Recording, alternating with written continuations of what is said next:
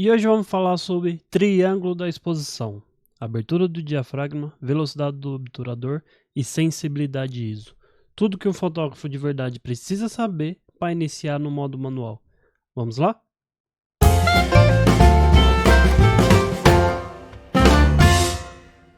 Fala galera, aqui é o Ferreira. Para quem assistiu o último vídeo, percebeu a importância de estarmos fotografando no modo manual. Se você não assistiu, eu vou deixar no card aqui em cima, dá uma conferida lá. E hoje nós vamos entender como trabalhar com o modo manual, usando três ferramentas importantíssimas, que são chamadas pelo triângulo da exposição, que é a velocidade do obturador, a abertura do diafragma e a sensibilidade ISO. E esse vídeo vai ficar um pouco longo, porque eu vou falar detalhadamente e tentar de uma forma mais explicativa possível de como funciona cada ferramenta. Eu, no meu início, tive muita dificuldade para estar entendendo cada uma, mas tudo é prática. Então eu espero que com a forma que eu esteja passando, seja entendível para você poder estar usando 100% no modo manual da sua câmera. Em primeiro lugar, por que chama triângulo da exposição? Simplesmente porque as três ferramentas estão interligadas entre si. Ou seja, uma para ser bem sucedida tem que estar interligada com as outras duas. Sendo assim, as três trabalham um conjunto perfeito. Uma depende da outra. Não adianta eu alcançar meu objetivo em uma ferramenta e as outras duas estarem completamente fora de conexão com essa ferramenta do meu objetivo principal. No modo automático, a própria câmera define essas três ferramentas, qual o parâmetro delas. E trabalhando no modo manual, nós vamos configurar. Ou seja, eu vou delimitar o objetivo da minha foto. Qual que é o resultado final vai depender da minha configuração.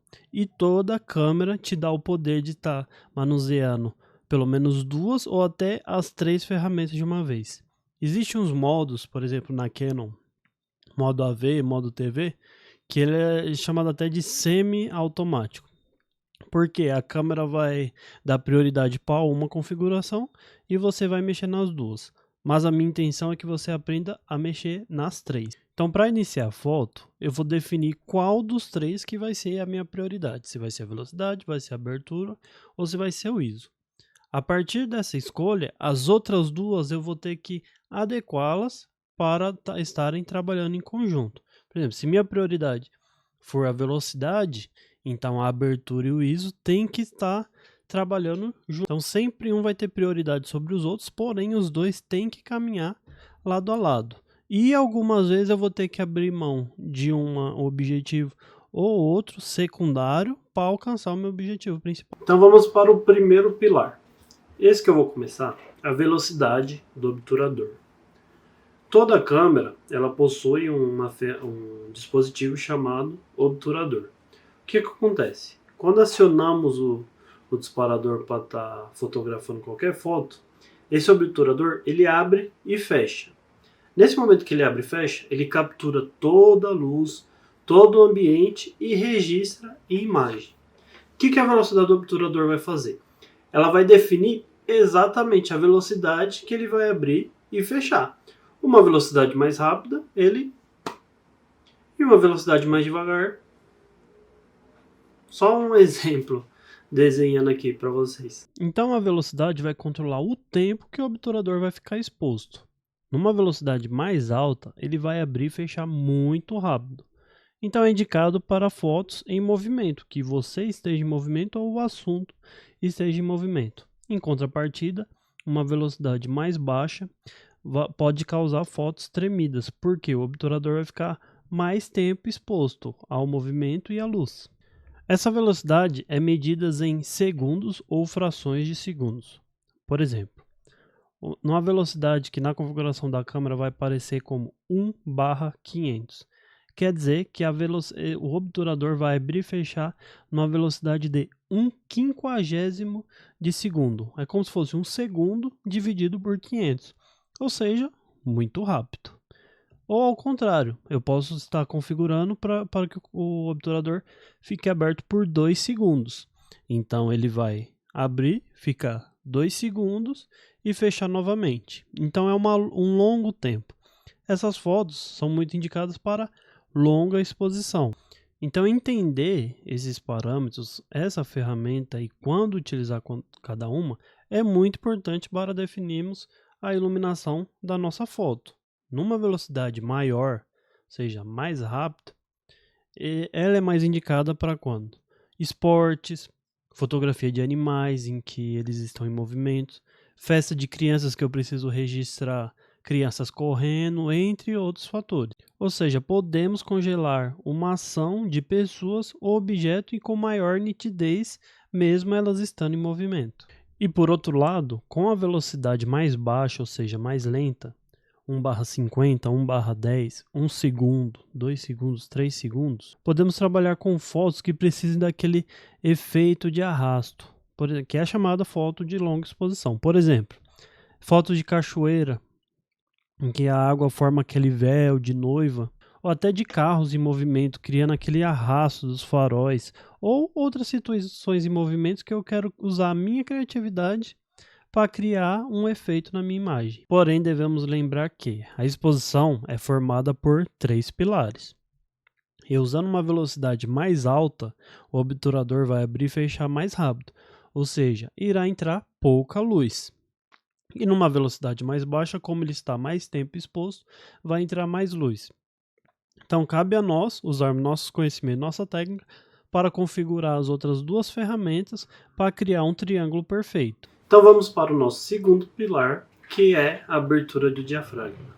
O diafragma é um componente que fica dentro da lente e é formado por lâminas que podem abrir e fechar. Elas são representadas por esses símbolos que eu vou deixar aparecendo aqui no vídeo. Você com certeza já deve ter visto ele em algum lugar. Essas lâminas, como eu disse, eles podem abrir e fechar, criando uma abertura para passagem de luz.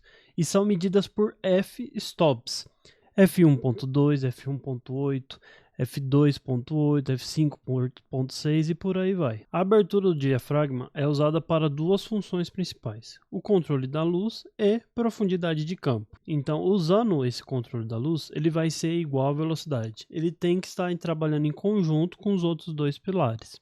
Então, quanto maior a abertura, mais luz vai entrar, mais clara vai ficar a foto. Quanto menor a abertura, menos luz, mais escura a foto. Então eu tenho que estar buscando nos outros 2 pilares esse equilíbrio, que já que está entrando pouca luz, eu tentar aumentar a claridade da foto com as outras 2 ferramentas. Agora nós devemos tomar cuidado com a medição da abertura do diafragma. Ou seja, quanto menor o f-stop, o número, maior é a abertura. Por exemplo, uma abertura de f1.2 é maior que uma abertura f16. Então, f16 é pequena, então ela vai aumentando para f14, f12, f10, f8, f4, até a maior abertura, pelo menos que eu já trabalhei, é f1.2. Porém, existem lentes maiores, com aberturas maiores. Sabendo disso, então a segunda e principal função da abertura do diafragma é a profundidade de campo. A profundidade de campo se refere à área da imagem que vai aparecer com maior nitidez e com maior foco na nossa imagem. Toda pessoa, principalmente com esses celulares mais novos, por exemplo o iPhone com modo retrato, gosta daquela foto com fundo desfocado. Ou até você que está começando, que tem uma câmera, já tentou de alguma maneira fazer uma foto com fundo desfocado. É exatamente usando essa ferramenta que você vai conseguir esse objetivo. Então, de qual forma que eu vou conseguir?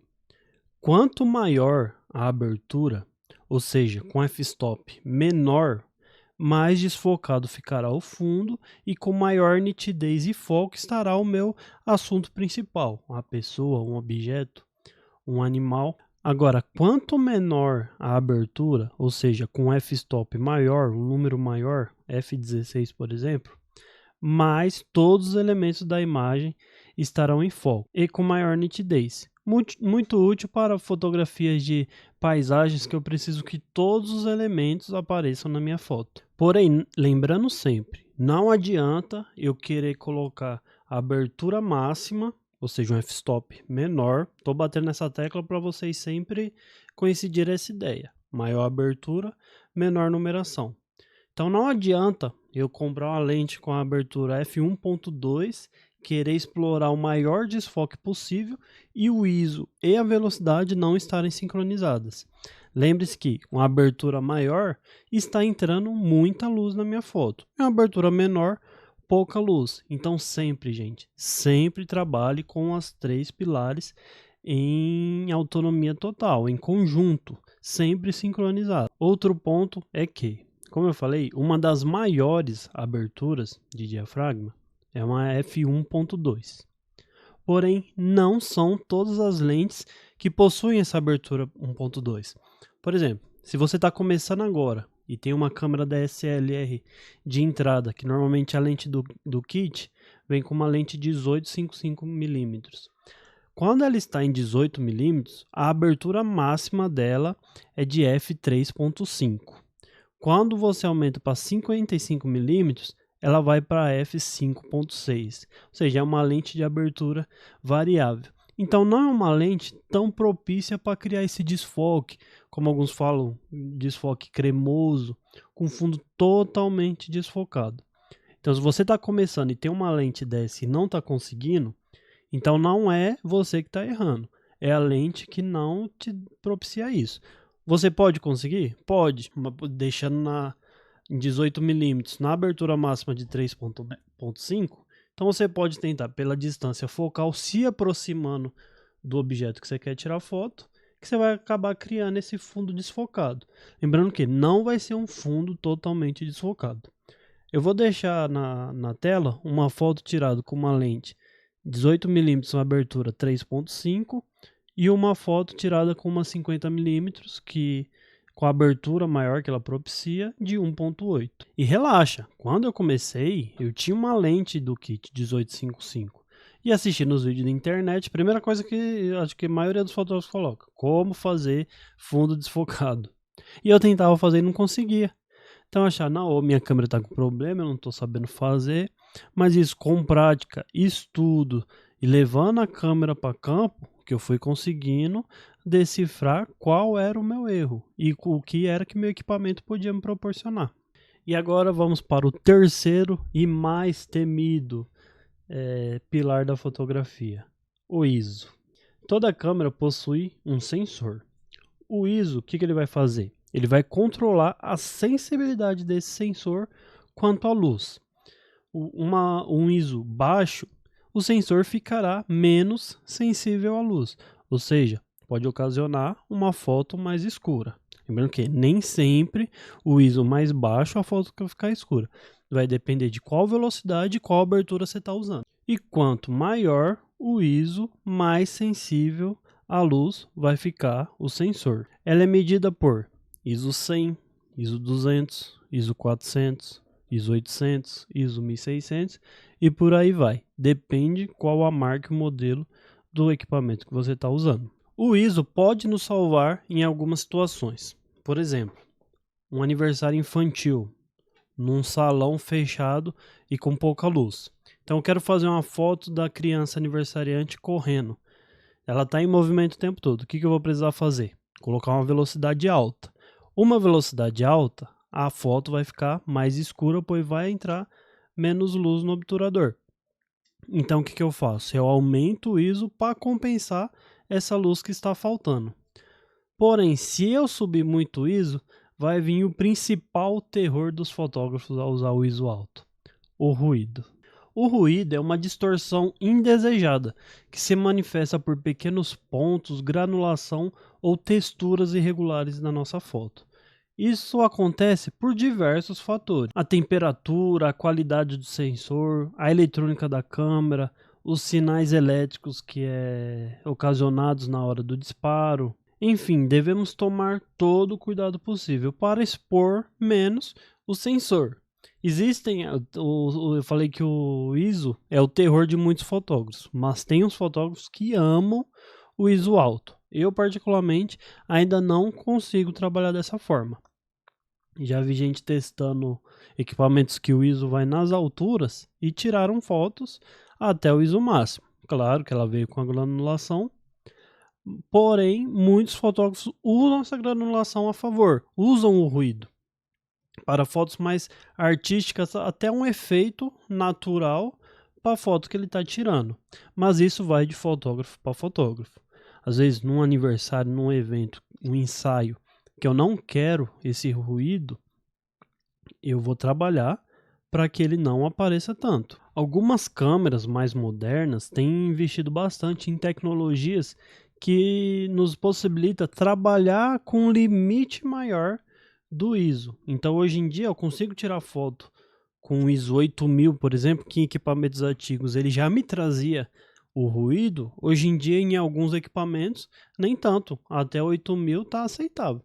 Mas tudo tem um limite, então nós devemos trabalhar dentro do limite do nosso equipamento. Então, resumidamente, considerando a capacidade da nossa câmera e o cuidado com o ruído, o ISO nos ajuda em situações de pouca luz, que eu precise compensar quando estou dando prioridade para a velocidade ou a abertura do diafragma, em que acaba entrando menos luz. Então, sempre com muito cuidado. Então, galera, esse é o vídeo de hoje, um pouco extenso, mas espero que eu tenha conseguido explicar de uma forma resumida o que são os 3 pilares da fotografia. Claro que em um vídeo eu não vou te ensinar todas as funcionalidades, então eu espero que esse vídeo sirva para te ajudar nos seus estudos, para você que está começando, para você que está procurando se aprimorar, mas o que eu deixo sempre, não pare. A fotografia é prática. Então, se eu tirei uma foto hoje, saiu do jeito que eu quis, se eu não continuar praticando, eu vou esquecer. Agora, se ela não está saindo conforme eu quero, então tenho que praticar todos os dias até conseguir o objetivo alcançado. Uma frase que eu gosto muito, que o meu amigo Ronaldo do canal 35mm usa, é que nosso equipamento parado só serve para juntar poeira. Então ele quer trabalhar. Usa a tecnologia que você tem na mão para estar se aprimorando cada vez mais. Beleza, galera? Espero então que eu tenha ajudado. Se você gostou desse vídeo, deixe o seu joinha. Se você não é inscrito, inscreva-se no canal. Deixe seu comentário se você tem alguma dúvida, se eu deixei faltar alguma coisa, que eu vou estar procurando responder nos próximos vídeos. Então, muito obrigado. Eu sou Ferreira. Até a próxima. Fui!